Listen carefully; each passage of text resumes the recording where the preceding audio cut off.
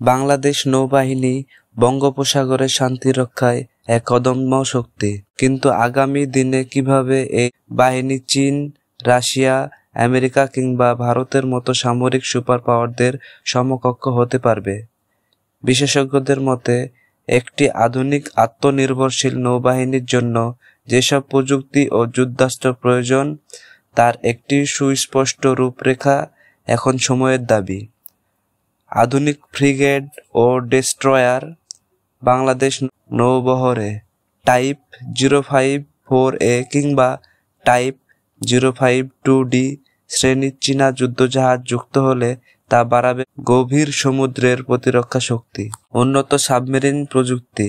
Type 039A ইয়ান class submarine অথবা Russian kilo class submarine আমাদের নিঃশব্দ ধ্বংসাত্মক শক্তিকে কয়েকগুণ বাড়িয়ে তুলতে পারে। নৌবাহিনীর এয়ারউইং P-8I পোসেইডন উইং লং কিংবা MQ-9 সি গার্ডিয়ান, এসব নৌবিমানের মাধ্যমে শত্রু জাহাজ ও সাবমেরিনের অবস্থান আগে শনাক্ত করা সম্ভব। হাইপারসনিক মিসাইল ও অ্যান্টিশিপ সিস্টেম। রাশিয়ার জিরকন বা ভারতের ব্রাহ্মস টাইপের সুপারসনিক মিসাইল থাকলে বঙ্গোপসাগরে কেউ চ্যালেঞ্জ ছুড়ে দেবে না। ডিজিটাল নৌযুদ্ধ এবং স্যাটেলাইট নেটওয়ার্ক।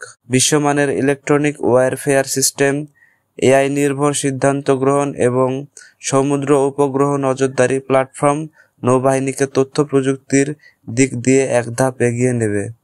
এসব প্রযুক্তি ও অস্ত্র যদি বাংলাদেশের নৌবাহিনীতে যুক্ত হয়, তবে 2035 সালের মধ্যে বাংলাদেশ দক্ষিণ এশিয়ার অন্যতম শক্তিশালী নেভাল পাওয়ার হয়ে উঠবে, বলছে আন্তর্জাতিক প্রতিরক্ষা বিশ্লেষকরা। এই ছিল সত্যের জয় নিউজ। এমন বিশ্লেষণমূলক ভিডিও পেতে চ্যানেলটি সাবস্ক্রাইব করুন।